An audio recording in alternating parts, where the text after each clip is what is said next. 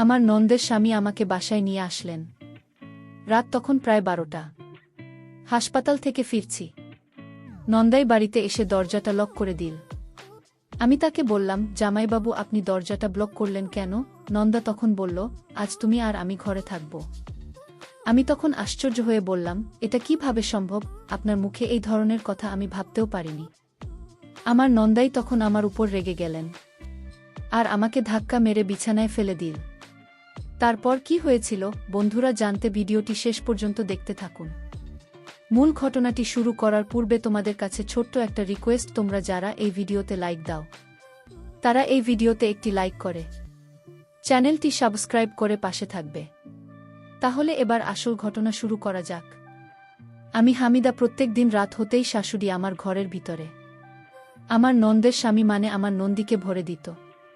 তারপর নন্দা আমাকে একা পেয়ে সারা রাত ধরে আমাকে সারা রাত আসলে আমি 2-3 বছরের খুব সুন্দরী তরুণী ছিলাম। আমি এতটাই সুন্দরী ছিলাম যে বিয়ের পরে যখন শ্বশুরবাড়িতে আসি তখন পাড়ার চাচি ও খালার আমাকে দেখার জন্য আমার বাড়ির সামনে লাইন লাগিয়ে রাখুন, এবং আমি যখনই একটুখানি জন্য বাড়ির বাইরে যেতাম তখন তারা সবাই আমাকে দেখ এবং আমার সৌন্দর্যের অনেক প্রশংসা করত। আমার গায়ের রং দুধের মতো ভরসা ছিল এবং অনেক লম্বা ঘন কালো চুল ছিল। আমার স্বামী তো আমার সৌন্দর্য দেখে আমাকে বিয়ে করেছিল। আমার স্বামী ব্যাংকে চাকরি করত। আসলে আমার স্বামী যখন আমাকে একদিন কাপড়ের দোকানে দেখেছিল তখন সে আমাকে দেখামাত্রই পছন্দ করে ফেলেছিল এবং আমার বাড়িতে বিয়ের জন্য প্রস্তাবও পাঠিয়েছিল। আমার স্বামী যেহেতু দেখতে ভীষণ সুন্দর ছিল এবং সরকারি চাকরি করত, তাই আমার বাড়ির লোকও এই বিয়েতে রাজি ছিল। তারপর আমি যখন বিয়ে হয়ে শ্বশুরবাড়িতে আসে তখন আমার নন কিন্তু আমার শ্বশুর বাড়িতেই ছিল, কারণ সে তখন 7 মাসের মা হতে চলেছেন এবং আমার ননদ আমাকে ভীষণ ভালোবাসবে। আমার শ্বশুরবাড়িতে আমি, আমার শাশুড়ি ও আমার স্বামী, আমরা 4 জন থাকতাম। এদিকে আমার ননদ তো বিদায় হয়ে আমার শ্বশুরবাড়িতে চলে এসেছিল আমার নন, যেহেতু 7 মাসের মা হতে চলেছিল, তাই আমিও নিজের বোনের মতোই তার খুব খেয়াল রাখতাম। কিন্তু আমার কিছু ভুল ত্রুটি হলেই আমার শাশুড়ি কিন্তু একটুতেই আমার উপরে রাগ করতেন। এটা কিন্তু স্বাভাবিক ব্যাপার যে কোনো মেয়ে যখন শ্বশুর বাড়িতে যায় তখন তার কিন্তু একটু আত্মভুল হওয়াটাই স্বাভাবিক ব্যাপার। আর এটা তো পরম্পরায় চলে আসছে যে শাশুড়ি ও বউয়ের মনোমালিন্যতা। কিন্তু তাও আমি মন প্রাণ দিয়ে চেষ্টা করতাম আমার শাশুড়ির মন জয় করার। প্রত্যেক দিন সকালে উঠে তো এটাই ভাবতাম যে আমি আজ কোনো ভুল ত্রুটি করব না, যাতে আমার শাশুড়ি আমার উপরে রেগে যায়। কিন্তু সেদিন আমি যখন সকালবেলা সবার জন্য নাস্তা তৈরি করেছিলাম তখন আমি রান্না করছিলাম। তারপর আমার ননদ যখন সকালের জলখাবার নিয়ে আমাকে নিজের ঘরের ভিতরে ডাকে তখন আমি তাড়াতাড়ি রান্নাঘর থেকে বেরিয়ে নন্দের জন্য জলখাবার নিয়ে আর ঘরের দিকে যেতে শাশুড়ি আমাকে মডার্ন পোশাক পরে থাকতে দেখে আমার স্বামীর সামনেই বললেন, বৌমা তুমি নিজে কি হুলিয়া বানিয়ে রেখেছ? তুমি তো এই বাড়ির নতুন বউ, একটু শাড়ি পরে মাথায় কাপড় দিয়ে থাকলে তো তোমাকে দেখতে আরও সুন্দর লাগবে।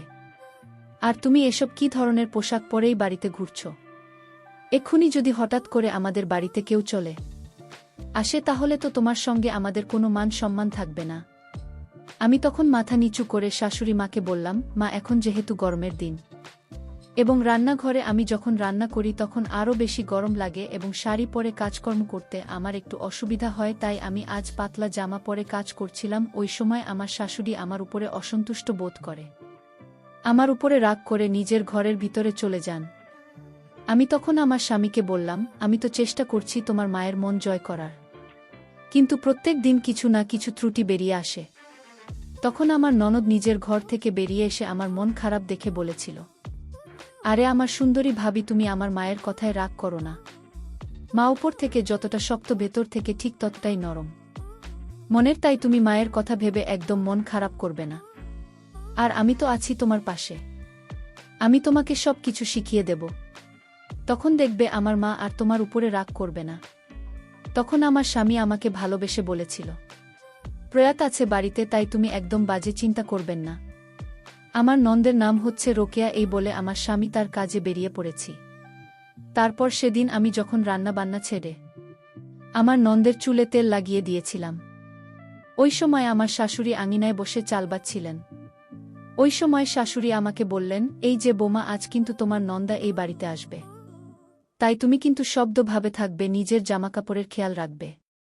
তার সামনে কিন্তু কোনো ভুলভ্রান্তি করে বসবে না, কারণ আমার বাড়ির জামাই বলে কথা। আমার মান সম্মানটা কিন্তু বজায় রাখবে। আর আজ থেকে তুমি শাড়ি পরলে যতদিন আমার জামাইয়ের বাড়িতে থাকবে।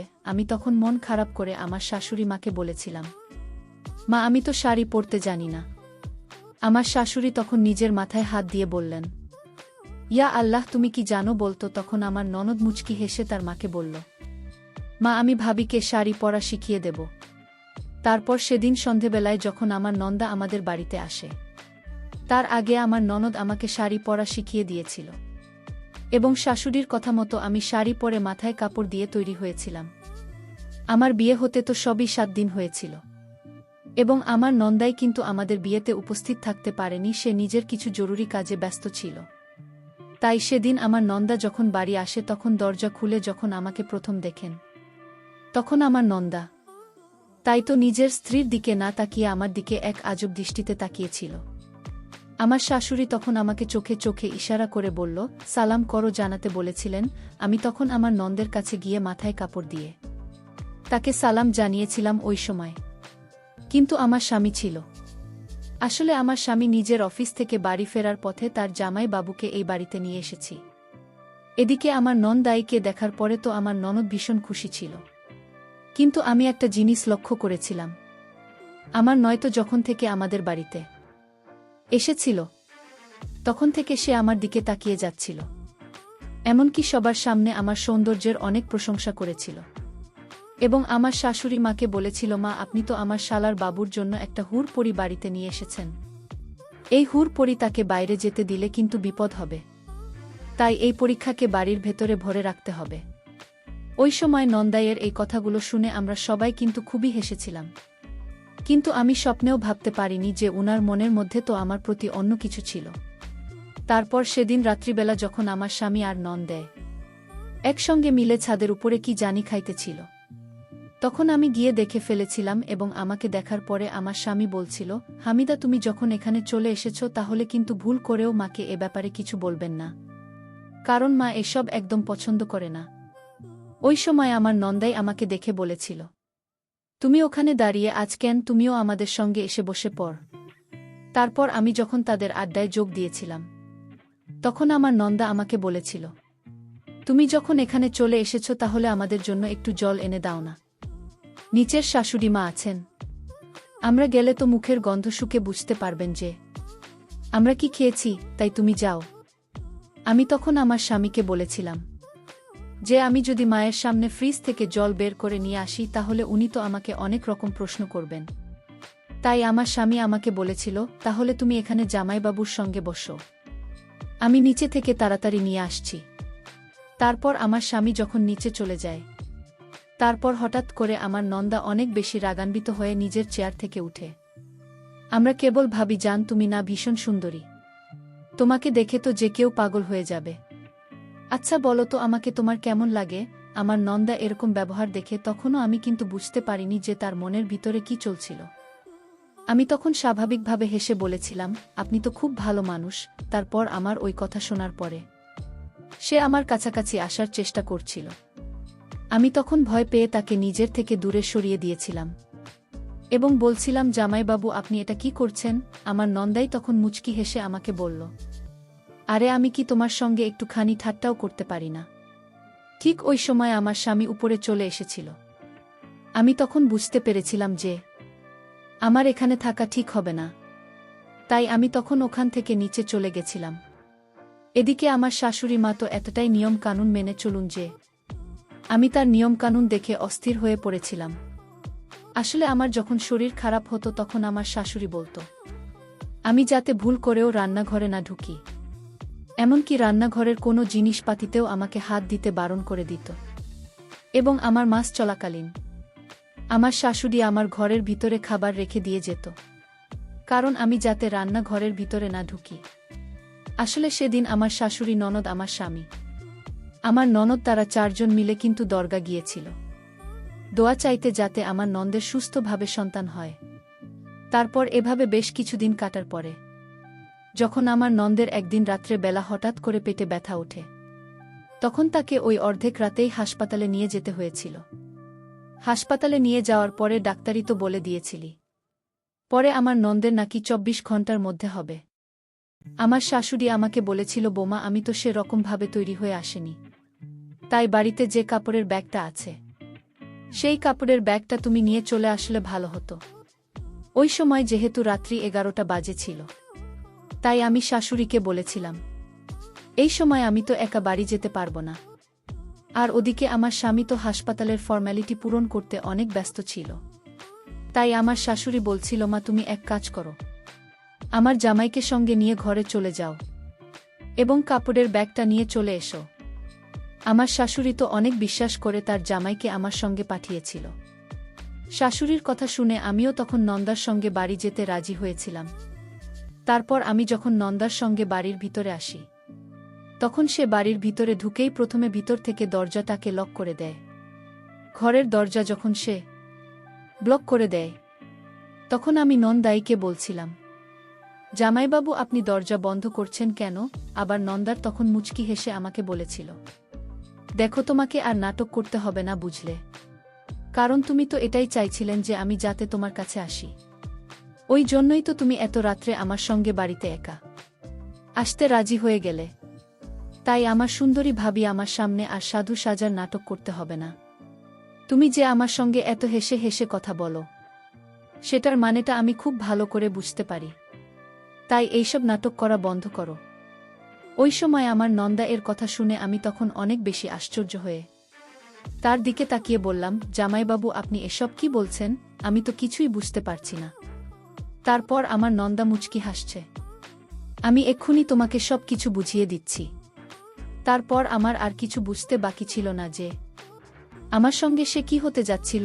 ওই সময় বাড়িতে যেহেতু কেউ ছিল না, তাই আমি অনেক বেশি ভয় পেয়ে আমার নন্দা একে কাকুতি মিনতি করেছিলাম যাতে সে আমার সম্মানহানি। এমনকি আমি সেখান থেকে পালানোর অনেক চেষ্টা করেছিলাম, কিন্তু আমি ব্যর্থ হয়েছিলাম। তারপর আমার নন্দা সেদিন রাতে আমার সম্মানটা রইল না, সে কেড়ে নিয়েছিল আর আমাকে হুমকি দিয়েছিল যে আমি যাতে ঘরের ভেতরের কথা কাউকে না বলি এবং আমার স্বামীকেও শাশুড়িকেও না বলি। তারপর সে আলমারি থেকে আমার নন্দের কাপড়ের ব্যাগটা নিয়ে আমাকে ওই অবস্থায় ফেলে দিয়ে সেখান থেকে চলে যায়। তখন মনে হচ্ছিল যে আমার জীবনের সবকিছু শেষ হয়ে গেছে। ওই সময় আমার চোখ দিয়ে পানি গড়িয়ে যাচ্ছিল, আর তখন মনে হচ্ছিল যে ওই পাপিষ্ঠ লোকটার ব্যাপারে সবকিছু সত্যি কথা আমার নন্দকে বলে দিয়ে আসি। কারণ ওই সময় আমার ননদ ও হাসপাতালে ভর্তি ছিল এবং সে তো এ ব্যাপারে কিছুই জানত না যে তার স্বামী তো অনেক আগে থেকেই আমার উপরে অন্য দৃষ্টিতে দেখত। ওদিকে আমার স্বামী তো হাসপাতালে তার বোনকে নিয়ে ব্যস্ত ছিল। আমি তো কল্পনাও করতে পারিনি যে যে লোকটাকে আমি ভালোভাবে তার সঙ্গে খুব হেসে হেসে কথা বলতাম, সেই লোকটা তো তার সঙ্গে আমার ভালো ব্যবহার দেখে অন্য কিছুই ভেবে বসেছিল। কিন্তু আমার মনে তো সে রকম কিছুই ছিল না। আমি তো খুব ভালো স্বভাবের মেয়ে ছিলাম। আমি তো সবার সঙ্গে হেসে সুন্দর আচরণ করে কথা বলতাম। কিন্তু আমার নন্দাই তো আমার স্বভাব তাকে খারাপভাবে নিয়েছিল এবং আমার মান সম্মান সব কিছু শেষ করে দিয়েছিল। সেদিন আমি সারা রাত ওই অন্ধকার ঘরে চোখের জল ফেলে কাটিয়েছিলাম। তার পরের দিন সকালবেলা যখন আমার স্বামী হাসপাতাল থেকে বাড়ি ফিরে আসে, তখন আমাকে এসে বলেছিল, হামিদা, তুমি কোথায় ছিলে? আমি তো কাল সারা রাত তোমাকে ফোন করেছি, কিন্তু তুমি আমার ফোন ধরোনি কেন?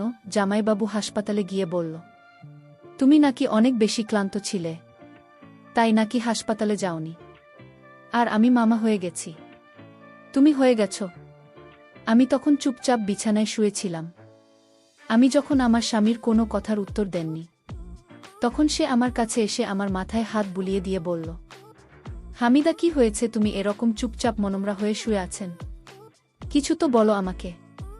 স্বামীর কথা শুনে তখন নিজের আবেগ ধরে রাখতে না পেরে স্বামীকে ধরে ফুপিয়ে ফুপিয়ে অনেক কেঁদেছিলাম। ও আগের দিন রাতে যা হয়েছিল সব কিছু স্বামীকে বলেছিলাম, যে আমার নন্দাই কিভাবে আমার সঙ্গে অন্যায় করেছিল। তারপর আমার মুখ থেকে সবকিছু শোনার পরে স্বামী বলল, হামিদা, তুমি একদম চিন্তা করো না। আমি ওই লোকটাকে ছাড়ব না। আমি তো ওকে শেষ করে দেব। ওই লোকটাকে তো আমি উচিত শিক্ষা দেব। এই বলে আমার স্বামী অনেকে রেগে হাসপাতালে গিয়েছিল এবং নন্দাকে অনেক গালাগালি দিয়েছিল। তখন আমার শাশুড়ি তার ছেলেকে বলেছিল, তোর কি মাথা খারাপ হয়ে গেছে? কি কারণে জামাইয়ের সঙ্গে এরকম খারাপ ব্যবহার করছিস? আমার শাশুড়ি তখন কারণটা জানতে চেয়েছিল। তারপর আমার স্বামী তার মাকে সব কিছু বলেছিল যে আগের দিন রাতে নন্দা আমার স্ত্রীর সঙ্গে কি করেছিল। সবকিছু সত্যি কথা জানার পরে আমার শাশুড়ি তার ছেলের সামনে মরা কান্না কেঁদে বলেছিল, যা হওয়ার তা তো হয়ে গেছে, তাই এই কথাটাকে আর বাড়াবাড়ি করিস না, নইলে তোর বোনের জীবনটাই নষ্ট হয়ে যাবে। তাই এই কথাটাকে এখানে চাপা দিয়ে দেয়, আর বৌমাকেও এ ব্যাপারে বুঝিয়ে দেবে যে অজাতে এই কথা নিয়ে আর পাঁচ কান না করে ঘরের ভিতরের কথা যাতে ঘরের ভেতরে থাকে। তারপর সেদিন আমার স্বামী যখন বাড়ি ফিরে আসে তখন আমি তাকে জিজ্ঞেস করেছিলাম যে এই কথাগুলো সে শাশুড়িকে বলেছে কিনা। তারপর আমার স্বামী আমাকে শাশুড়ির ব্যাপারে যা বলেছিল সেটা শুনে তো আমার স্বামী বলল, হামিদ আমার বোনের দিকে তাকিয়ে তোমার নন্দাকে ক্ষমা করে দাও। আমিও আমার স্বামীকে অনেক ভালোবাসতাম, আর তাই স্বামীর চোখের দিকে তাকিয়ে আমি তাকে ক্ষমা করে দিয়েছিলাম। বন্ধুরা, আজকের গল্পটা এখানেই শেষ করলাম। সবাই ভালো থাকবেন, সুস্থ থাকবেন। ধন্যবাদ।